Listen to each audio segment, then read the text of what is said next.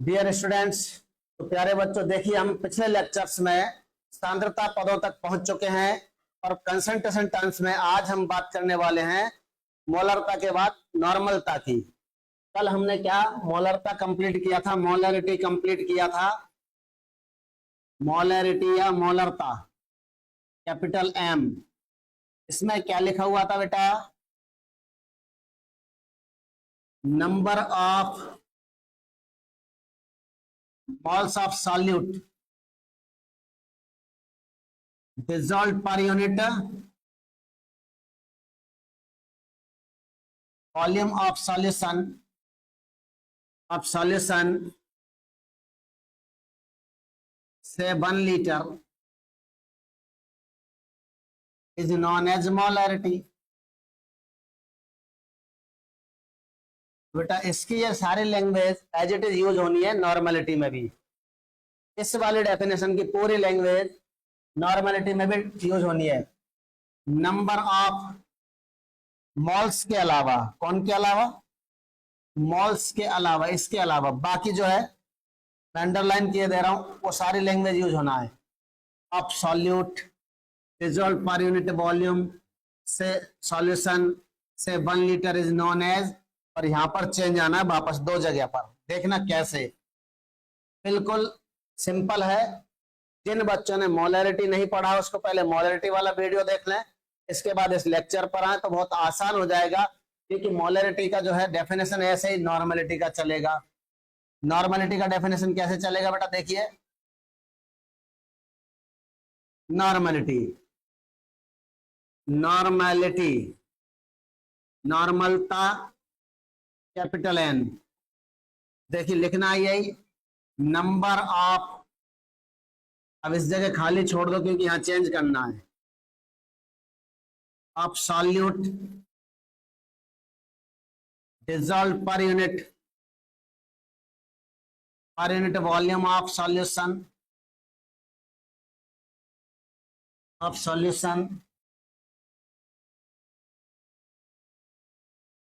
से 1 litre solution is known as, यहां खाली छोड़ दो क्योंकि ये सभी जो कंसंट्रेशन टर्म्स में molarity, normality, formality, strength of solution और डेसिमल यूनिट, इन चारों पांचों में डेफिनेशन एनालॉगस चलेगी, बिल्कुल सेम चलेगी। बस एक एक शब्द चेंज हुआ करेगा जिससे पूरी उसकी डेफिनेशन चेंज हो जाएगी। क्या मॉल्स की जगह टर्म चेंज हुआ? क्या मॉल्स की जगह टर्म चेंज हुआ? अपना ग्राम इक्विवेलेंट आ जाएगा बेटा, इस जगह क्या आ जाएगा? ग्राम इक्विवेलेंट, ग्राम इक्विवेलेंट, और यहां आ जाएगा नॉर्मलिटी। एक चीज की आप लैंग्वेज याद करें डेफिनेशन की, तो दूसरे की डेफिनेशन ऑटोमेटिक बना लोगे टर्म चेंज करके।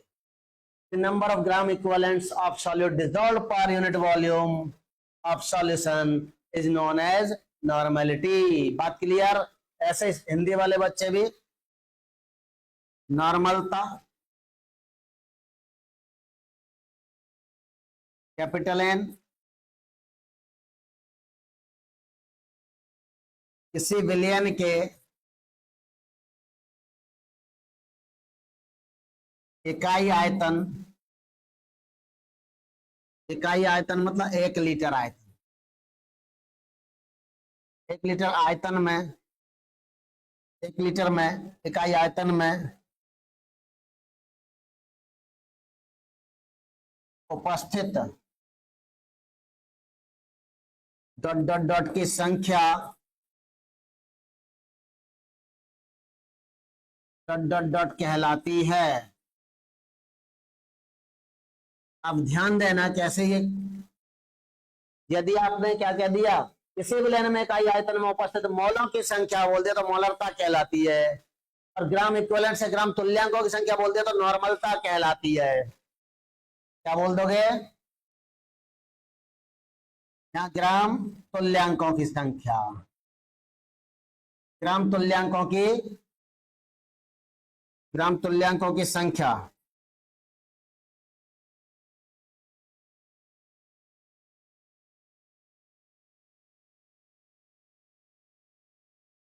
ग्राम तुल्यांकों की संख्या नॉर्मलता कहलाती है। बात क्लियर बेटा? एक शब्द का चेंज करते हैं तो मोलरता नॉर्मलता की डेफिनेशन एज इट इज बन जाती है, बस शब्दावली का हेर फेर है। ठीक है, तो फॉर्मूला या सूत्र भी ऐसे कैसे बनेंगे, जैसे आपके मोलरता के फॉर्मूला बने थे उसी तरह फॉर्मूला नॉर्मलता के भी बनेंगे। बात क्लियर बेटा? कौन के फॉर्मूला बनेंगे? देखिए, नॉर्मलता कहलाती है ग्राम इक्विवेलेंट्स की संख्या अपॉन वॉल्यूम इन लीटर। पहला फॉर्मूला बन गया। जी ए क्यू क्या है बेटा? G A Q number of gram equivalent, gram तुल्यांकों की संख्या, ग्राम तुल्यांकों की संख्या, और बीन लीटर तो पता ही है, एन नॉर्मलता है। अब बच्चों के दिमाग में ये आ रहा होगा ये कौन सी वाला आ गई नई चीज, कौन सी न्यू चीज आ चुकी है? ग्राम इक्विवेलेंट क्या होता है, ग्राम तुल्यांकों की संख्या क्या है? इसका भी सभी बच्चों को फॉर्मूला याद होना चाहिए। ग्राम इक्विवेलेंट्स की संख्या बराबर दिया गया भार in gram, given weight in gram upon equivalent weight, where E क्या है बेटा? ई इक्विवेलेंट वेट या इक्विवेलेंट मास, तुल्यांकी भार है ये, तुल्यांकी भार या तो भार। तो बेटा ये दो बातें याद रखनी है आपको, और इस फॉर्मूला में वापस रख के सेकंड फॉर्मूला तैयार कर लेना। तो यहाँ पर इसको, इस वैल्यू को यहाँ पर रख दो बेटा। नॉर्मलिटी इक्वल टू क्या आ गया? ग्राम इक्विवेलेंट की जगह, ग्राम इक्विवेलेंट की जगह क्या रखेंगे? W by E, W by E into B in litre. Formula number 2 हो गया ये नॉर्मलिटी का। W by B into B in litre, W by into V in litre, W by into V in litre. याद कर लेना, normality equal to W by E, normality equal to W by into V in litre. अब आप सभी को पता है, since V in litre is equal to V in M L upon 1000, ये सबको पता है कि नहीं है बेटा? नहीं है तो वो याद कर लें, नए बच्चे जितने भी आए हैं। पहले पुराने जो बच्चे पहले से वीडियो देख रहे हैं उनको सबको याद है ये। अब इस बी इन लीटर की जगह, बी इन लीटर की जगह ये रख दो B in M L upon 1000, तो 1000 ऊपर पहुंच जाएगा। नॉर्मलिटी का थर्ड फॉर्मूला बन गया W by A into V in M L upon 1000। तो ये 1000 को क्या बेटा सॉल्व करेंगे तो ये आगे चल के मल्टीप्लाई में चला जाएगा। V in M L into 1000 ऊपर पहुंच गया, ये फॉर्मूला नंबर आपका 3 हो गया। बात क्लियर बेटा? तो यहां तक जल्दी से नोट कर लें। ठीक है, अब देखें इसके अंदर ई अभी भी ई कंफ्यूजन का क्रिएट कर रहा है। E, what is E? Is equivalent mass या तुल्यांकी भार, तुल्यांकी द्रव्यमान क्या है ये, इसके बारे में जानते हैं हम। ई इक्वल टू तुल्यांकी भार equal to molecular weight upon valency factor होता है बेटा। या तुल्यांकी भार इक्वल टू क्या होता है? या तुल्यांकी भार बराबर molecular weight upon valency factor, और यहाँ पर M W T molecular weight, हर बार मॉलिक्यूलर वेट हो गया जरूरी, तो ये क्या हो सकता है? मॉलिक्यूल है तो मॉलिक्यूलर वेट, आयन है तो आयोनिक वेट, और यदि आपके एटम है तो एटॉमिक वेट। इन तीनों में से कुछ भी हो सकता है। M W T molecular weight, दिखने में मॉलिक्यूलर वेट है तो एम लिख दो आप मॉलिक्यूलर वेट, या फिर आयन है तो आयनिक वेट, और एटम है तो एटॉमिक वेट। मतलब परमाणु भार या अणु भार या आयनिक भार है। और वैलेंसी फैक्टर क्या है बेटा? ये वैलेंसी फैक्टर, बैलेंस फैक्टर बोलो चाहे वैलेंसी फैक्टर बोलो, ये संयोजकता गुणांक, संयोजकता गुणांक, इस गुणांक को कुछ किताबों में कारक लिखा हुआ है।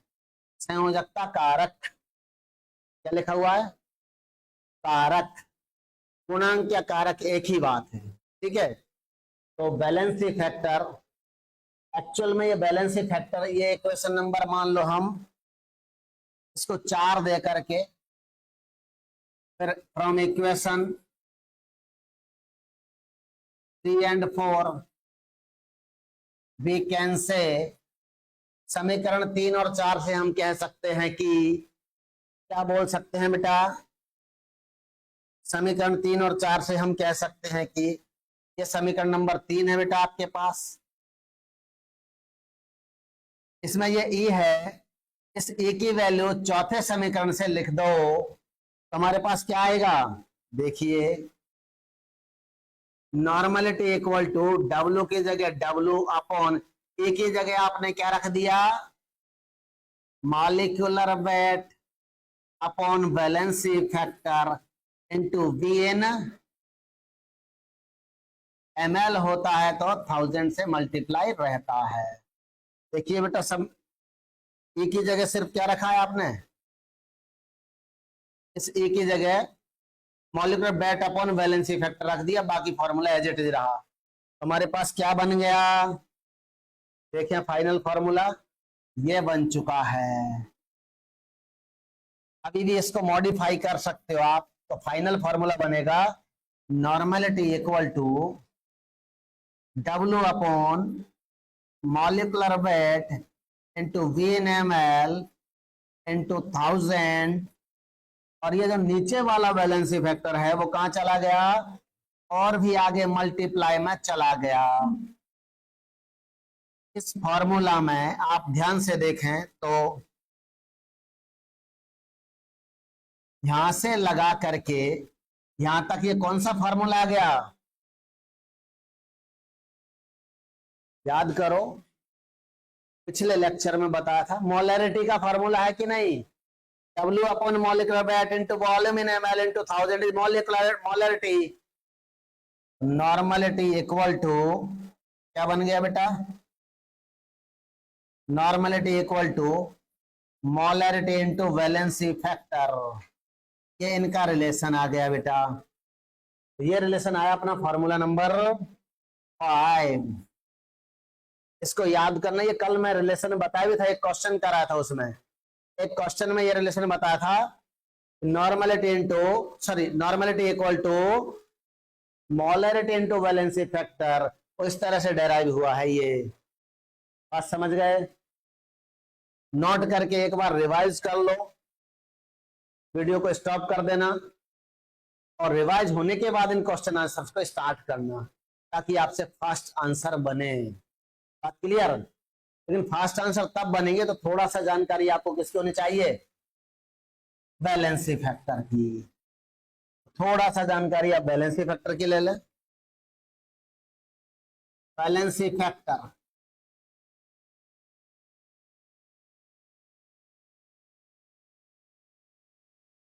संयोजकता गुणांक या संयोजकता कारक। फर्स्ट, फॉर एसिड्स, अम्लों के लिए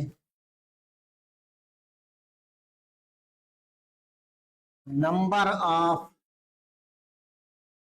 replaceable H+ ions in acid is it's valency factor. Acid के अंदर जितने रिप्लेसेबल H पाए जाते हैं उसका बैलेंसी फैक्टर होते हैं। तो क्या है? अम्ल में पाए जाने वाले विस्थापन योग्य H+ आयनों की संख्या, उनका बैलेंसी फैक्टर होती है। एग्जाम्पल देखें, H2SO4 में का बैलेंसी फैक्टर, इसमें कितने H प्लस है बेटा, विस्थापन योग्य है, तो H3PO4 में इसका बैलेंसी फैक्टर कितना हो गया, रिप्लेसेबल H3। एसिटिक एसिड को देखें, बैलेंसी फैक्टर कितना है बेटा, इसके 3 H और 1 H, ये निकम्मे और ये काम का, बैलेंसी फैक्टर 1 हो गया। तो जरूरी नहीं कि हर एक मॉलिक्यूल में पाए जाने वाले सारे के सारे H रिप्लेसेबल हो, ये कंपलसरी नहीं है। तो रिएक्शंस में भाग लेते हैं, डिस्प्लेस होते हैं, विस्थापित होते हैं, उन्हीं H प्लस को आपको वैलेंसी फैक्टर मानना है। क्लियर? ऐसे सेकंड हम बात करें तो वैलेंसी फैक्टर फॉर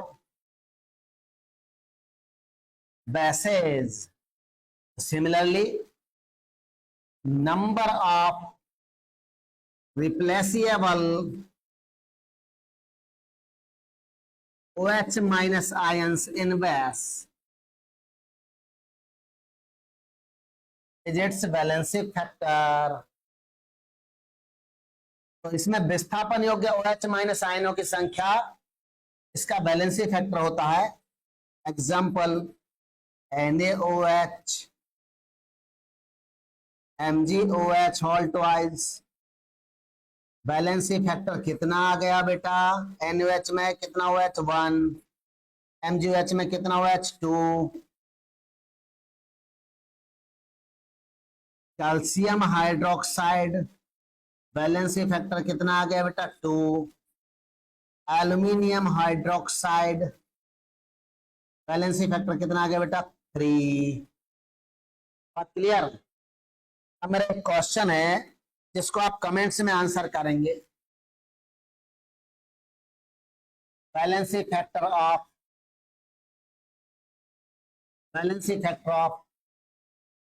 H3BO3 और या BOH होल थ्राइस, इसको हम बोल सकते हैं boric acid. Boric acid valency factor of H3BO3 is if it act as acid,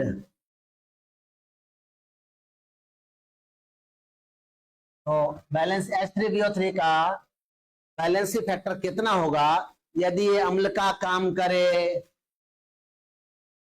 A, B, C, D, 1, 2, 3, 4 और सेम क्वेश्चन दोबारा पर थोड़ा सा change. Valency factor of H3BO3 और BOH whole thrice is if it act as base, यदि ये base का काम करे तो बैलेंसी फैक्टर क्या होगा, A, B, C, D, 1, 2, 3, 4। सभी बच्चों को पता है H3BO3 हल्का सा एम्फोटेरिक नेचर शो करता है, कभी एसिडिक नेचर भी शो करता है तो कभी बेसिक नेचर भी शो करता है। वैसे तो ज्यादातर केस में 90% मामलों में ये एसिडिक ही होता है, लेकिन कुछ मामलों में ये बेसिक नेचर भी शो कर देता है। तो उस टाइम एसिडिक नेचर के टाइम क्या बैलेंसी इफेक्ट होगा और बेसिक नेचर के टाइम क्या बैलेंसी इफेक्ट होगा, ये आंसर आपको कमेंट्स में बताना होगा। बात क्लियर बेटा? क्वेश्चन नंबर 1 का आंसर भी दें और क्वेश्चन नंबर 2 का आंसर भी दें। और अब आगे बढ़ते हैं, इसका आंसर मैं नेक्स्ट लेक्चर में, उसके नेक्स्ट लेक्चर में बता दूंगा, ठीक है? तो अभी तो आप इसमें धड़ाधड़ कमेंट करते चलिए। अब अपने पास थर्ड पॉइंट आता है एसिड का वैलेंसी फैक्टर किया, बेसेज का वैलेंसी फैक्टर किया, अब वैलेंसी फैक्टर आता है अपना सॉल्ट्स का या फिर आयंस का। Valency factor for ions, ions के लिए वैलेंसी फैक्टर क्या होता है? ज्यादा कुछ नहीं है, जो आयन के ऊपर चार्ज दिखाई दे वही उसी का वैलेंसी फैक्टर है।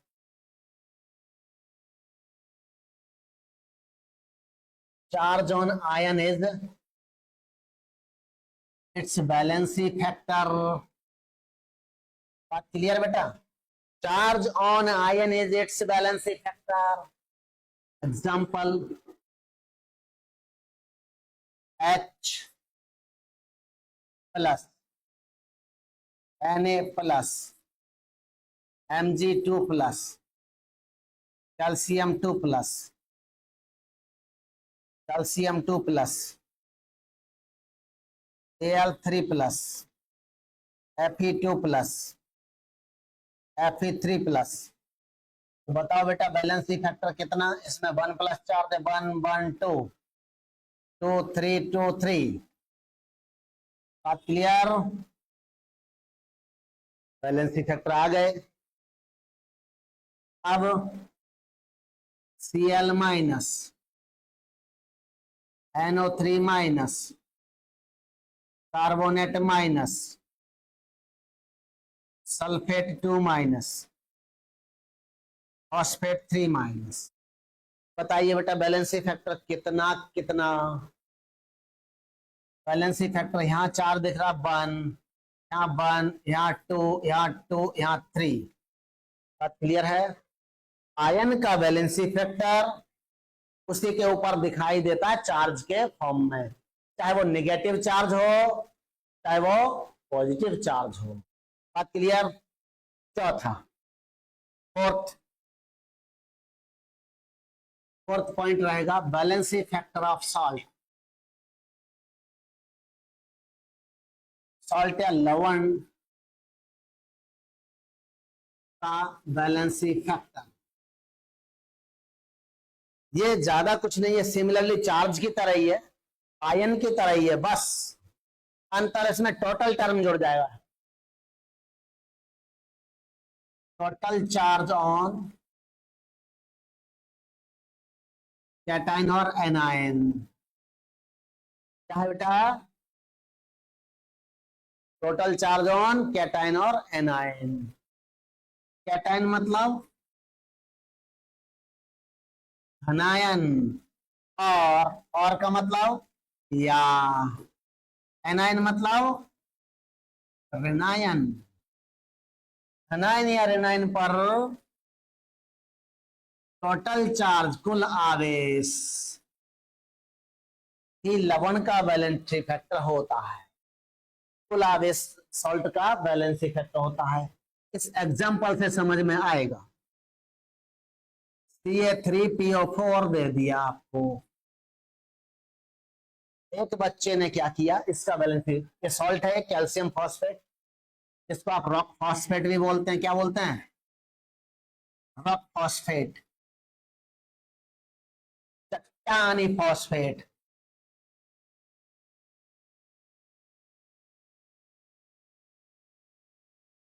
रॉक फॉस्फेट या चट्टानी फॉस्फेट, कैल्शियम फॉस्फेट, इसका बैलेंसी फैक्टर पूछा गया तो पहले इसको तोड़ दें। 3 ions of calcium 2 plus plus 2 ions of phosphate 2 minus. ध्यान दें बेटा, यहां आप देखेंगे 3 आयंस, कितने आयंस? 3 आयंस, 3 इंटू कितना प्लस 2 प्लस 3 टू जा 6 प्लस, यहां देखेंगे 2 आयंस, फॉस्फेट का चार्ज -3 होता है बेटा, याद रखना। तो ये जो है 2 इंटू फॉस्फेट 3 माइनस 3 टू जा 6 माइनस। अब समझिए आप क्या कर रहे हैं, या तो 6 प्लस को उठा लो या 6 माइनस को, और लगा रखा या किसी एक का चार्ज उठा लो बस बिना चार्ज साइन के। तो valency factor of Ca3PO4 whole twice is 6। बात समझ में आ गई?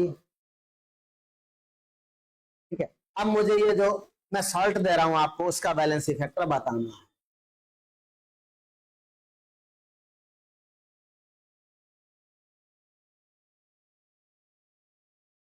Find the balance factor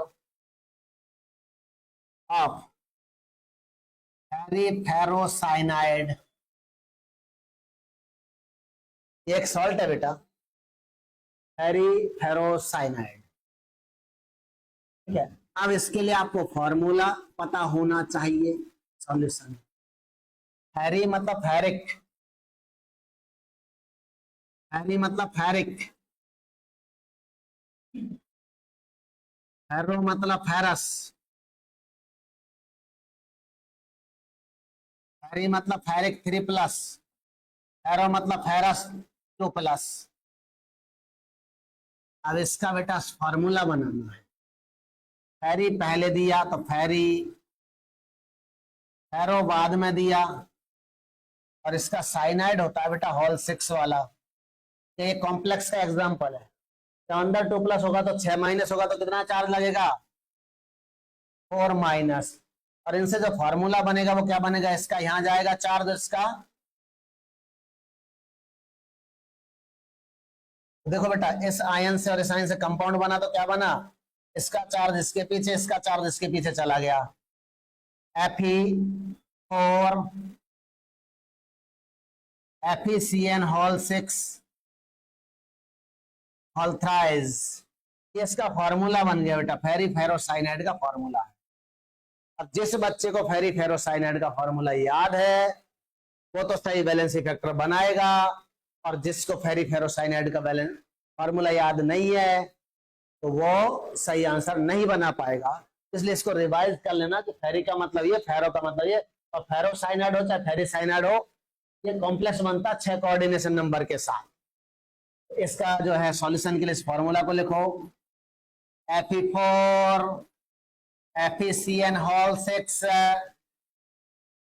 3। अब इसको ब्रेक कर दो, 4 आयंस ऑफ Fe3+ या फिर plus 3 ions complex ion FeCN whole 6 और माइनस। बताओ बेटा, 4 आयन 3+ वाले 12+, या 3 आयन 4- वाले 12-, कैटाइन या एनाइन पर चार्ज, तो balance factor is 12। Balance factor में कोई एक का देखना होता है। बात क्लियर? तो कॉम्प्लेक्सेस के नाम के अकॉर्डिंग उसका क्या बनता है? बैलेंस फैक्टर आता है। मैंने क्वेश्चन नंबर 3 क्यों लिखा? क्वेश्चन 2 मैंने 1 और 2 H3BO3 के लिए बैलेंस फैक्टर कमेंट्स में पूछा है, उसको भूल मत जाना। ठीक है, अब question number 4, valence factor of फेरोफेरिसाइनाइड।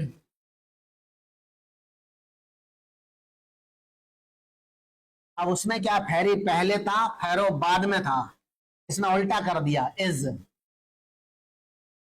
इसका फॉर्मूला भी आपको बनाना पड़ेगा। फेरो पहले, फेरो,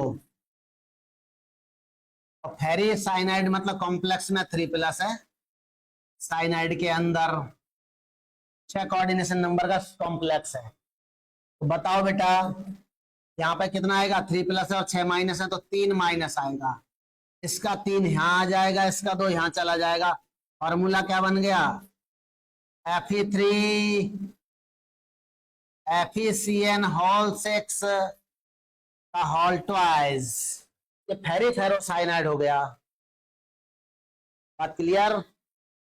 इस तरह फॉर्मूला बनाना आना चाहिए, बैलेंस इफेक्ट तो इजीली आ जाएगा। देखो बेटा, बहुत शानदार एग्जांपल्स हैं बेटा, ये इतनी आसानी से बनते नहीं है पर आसानी से बन जाया करेंगे। अब देखो, इसको ब्रेक कर दो, Fe3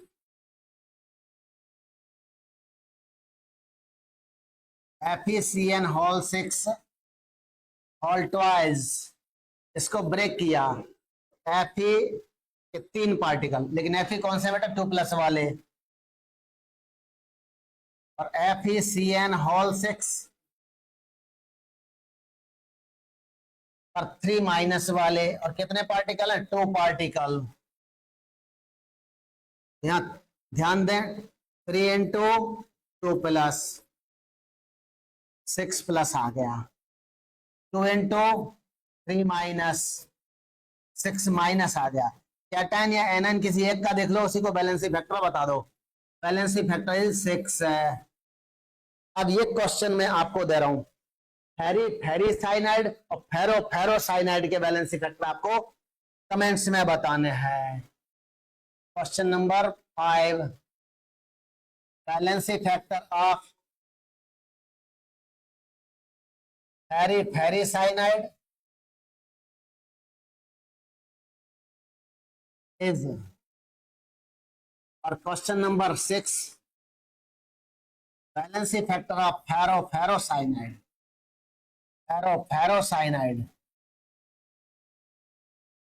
इज। ये 2 चीजें आपको कमेंट्स में बतानी है। पहले कॉपी में सॉल्व कर लेना, फिर कमेंट्स देना, गलत सलत आंसर नहीं देना बेटा। इनके पहले फॉर्मूला बनाना, फॉर्मूला बनने के बाद उसको इधर रखना, फिर ब्रेक करना, फिर सॉल्व करना, और फिर भी यदि होता है तो बाद में मैं नेक्स्ट लेक्चर में इसको सॉल्व करवाऊंगा इन दोनों क्वेश्चंस को, ठीक है। 2 क्वेश्चन पहले हो गए कमेंट्स के लिए, 2 क्वेश्चन अब हो गए 4। इसी तरह इंटरेक्ट करते रहिए। और देखें बेटा, बैलेंसी फैक्टर फॉर रिएक्शंस, अब 5वां पॉइंट आता है अपना, बैलेंसी फैक्टर फॉर एसिड हो गया, बैलेंसी फैक्टर फॉर बेस हो गया, बैलेंसी फैक्टर फॉर आयंस हो गया, बैलेंसी फैक्टर फॉर सॉल्ट्स हो गया। अब बैलेंसी फैक्टर किसके लिए बचा बेटा, बैलेंसी फैक्टर फॉर रिएक्शन, अभिक्रियाओं के लिए, अभिक्रियाओं के लिए संयोजकता गुणांक, बैलेंसी फैक्टर, अभिक्रियाओं के लिए बैलेंस। इसमें बेटा category number A for neutralisation reaction,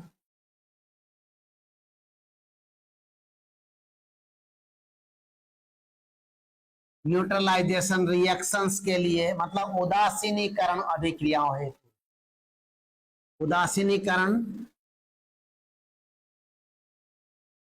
अभिक्रियाओं के लिए बैलेंसी फैक्टर, और बी फॉर रिडॉक्स रिएक्शंस, मतलब रिडॉक्स उपापचय अभिक्रिया, रिडॉक्स उपचय अपचय अभिक्रिया, रिडॉक्स अभिक्रियाओं के लिए बैलेंसी। इस तरह से 2 कैटेगरी में डिवाइड कर दिया। पहले हम लेते हैं A for neutralisation reaction, neutralisation reactions. बेटा न्यूट्रलाइजेशन रिएक्शन किसको कहते हैं, उदासीनीकरण अभिक्रिया, अम्ल और क्षार की अभिक्रियाओं को उदासीनीकरण अभिक्रिया कहते हैं। बोलो, अम्ल और क्षार की अभिक्रियाओं को उदासीनीकरण अभिक्रिया कहते हैं। The reactions between acid and bases are known as neutralization reactions. The reactions between acid and bases are known as neutralization reactions. तो एग्जांपल लेते हैं बेटा, बैलेंसी फैक्टर अपने आप समझ में आएगा। ये NaOH, तो पहले बैलेंसी फैक्टर को मैं बता देता हूं क्या है इसका। नंबर ऑफ H+ आयंस और OH- ions actually replaced in reaction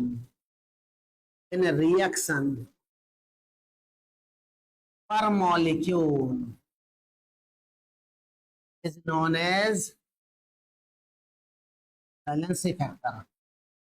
प्रति अणु, पर मॉलिक्यूल, याद रखना यहाँ पर मॉलिक्यूल पर मॉलिक्यूल पर मॉलिक्यूल, ये बहुत इंपॉर्टेंट पॉइंट है बेटा, ठीक है। तो प्रति अणु H प्लस या OH माइनस आयन का, आयन जो कि वास्तव में विस्थापित हुए हैं, रिप्लेस हुए हैं, विस्थापित हुए हैं, वैलेंसी फैक्टर कहलाता। अब इसमें एक ट्विस्ट देखने को मिलेगा, थोड़ा सा परिवर्तन देखने को मिलेगा। जिसके अंदर एक H या एक OH हो, तो एक H है तो उसको मोनोप्रोटिक एसिड कहते हैं, एक OH है तो मोनो हाइड्रोक्सी बेस कहते हैं। जिसके अंदर दो H है उसको डाइप्रोटिक एसिड कहेंगे। जिसमें दो OH हैं वो बेस डाई हाइड्रोक्सी बेस कहलाएगा, ठीक है। तो मोनोप्रोटिक में हमेशा बैलेंसी फैक्टर 1 आएगा, मोनो हाइड्रोक्सी में हमेशा बैलेंसी फैक्टर 1 आएगा, लेकिन डाइप्रोटिक या डाई हाइड्रोक्सी एसिड बेस में बैलेंसी फैक्टर रिएक्शन के अनुसार आएगा। चेक करें, देखो कैसे। NaOH में बेटा कितने OH? 1। इसका तो बैलेंसी फैक्टर सोचने की जरूरत ही नहीं है, 1 ही है। लेकिन इसके न्यूट्रलाइजेशन में H2SO4 ले लिया, H2SO4 में कितने H? 2H। तो बैलेंसी फैक्टर 2 भी हो सकता है और 1 भी हो सकता है। देखो कैसे, NaHSO4 plus H2O, valency factor of H2SO4 यहां कितना है बेटा? यहां 2H थे, सल्फेट के साथ कितने H, और यहां सल्फेट के साथ कितने H? यहां 2 थे, 1 बच गया, तो 1 रिप्लेस हो गया, रिप्लेस H, 1, बैलेंसी फैक्टर 1। ऐसे रिएक्शन को चेंज कर दिया, NaOH के पार्टिकल 2 ले लिए इस बार, और उसी H2SO4 की रिएक्शन कराया, बट रिएक्शन का मोड चेंज, रिएक्शन का तरीका चेंज। अब मान लो रिएक्शन ये हुई, तो क्या हुआ? सल्फेट के साथ कितने H? तो सल्फेट के साथ कितने H? 0। तो कितने रिप्लेस हो गए? दोनों रिप्लेस हो गए, दोनों रिप्लेस हो गए, मतलब valency factor of H2SO4 is 2। बात क्लियर? एसिड्स का बैलेंसी फैक्टर यदि देखना है, और एक्चुअल में रिएक्शन जब दी हुई है तो रिएक्शन में सोच के आंसर देना, जबरदस्ती H2SO4 का 2 मत लगा देना जल्दबाजी में। उस रिएक्शन को ध्यान से देखना कि दोनों H रिप्लेस हुए हैं या नहीं। दोनों H रिप्लेस हुए हैं तो 2, एक H रिप्लेस हुआ तो 1।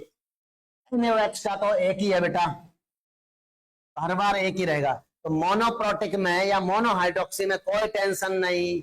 ये प्रॉब्लम आती है डाई प्रोटिक में या डाई हाइड्रोक्सी में, डाई प्रोटिक में या ट्राई हाइड्रोक्सी में। इनमें सोच के आंसर देना होता है एज पर रिएक्शन, अभिक्रिया के अनुसार। कौन के अनुसार? अभिक्रिया के अनुसार।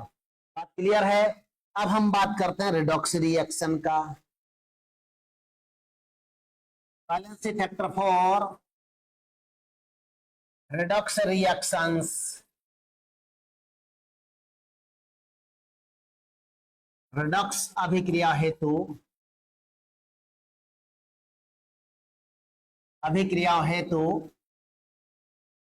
Valency factor. तो देखो बेटा, इस रिडॉक्स अभिक्रिया के बैलेंसी फैक्टर को कैलकुलेट में आपको नेक्स्ट क्लास में करवाऊंगा, तो साथ बने रहिए। मैं यह भी देखूंगा कि मेरे जो भी बच्चे हैं, चाहे 2 बच्चे हैं, 5 बच्चे हैं, स्टडी कर रहे हैं ऑनलाइन, मुझे इससे फर्क नहीं पड़ता कितने बच्चे स्टडी कर रहे हैं, लेकिन 4-5 से मैं उम्मीद रखता हूं कि आप कमेंट्स में मेरे 4 क्वेश्चन के आंसर देंगे। धीरे धीरे आपके सहयोग से मेरे पास 10 बच्चे भी होंगे तो 50 भी होंगे। ठीक है बेटा, तो आज आपको कमेंट्स में लिख के आंसर देने हैं ताकि हम कल वापस मजे के साथ रिडक्स अभिक्रियाओं के बैलेंसिंग फैक्टर को भी देखेंगे और नॉर्मेलिटी के क्वेश्चंस भी बनाएंगे। बात क्लियर? क्योंकि नॉर्मेलिटी थोड़ा एक लंबा कंसेप्ट है, बहुत शॉर्ट में करा दिया जाता है, लेकिन आज आपको समझ में आ गया हो कि नॉर्मेलिटी इक्विवेलेंट मास के बिना नहीं आएगी और इक्विवेलेंट मास आपका बैलेंसिंग फैक्टर के बिना नहीं हो पाएगा। इसका मतलब यदि नॉर्मेलिटी ढंग से पढ़ना है तो बैलेंसिंग फैक्टर आना चाहिए। बैलेंसिंग फैक्टर आएगा तो तुल्यांकी भार या इक्विवेलेंट मास आएगा। तुल्यांकी भार आएगा तो ग्राम तुल्यांकों की संख्या आएगी और ग्राम इक्विवेलेंट्स का नंबर आएगा तो नॉर्मेलिटी आसानी से कैलकुलेट हो जाएगी। बात क्लियर? तो कल हम वापस इसी टाइम पर मिलते हैं 5 बजे। इसी तरह साथ देते रहिए बेटा। Thank you.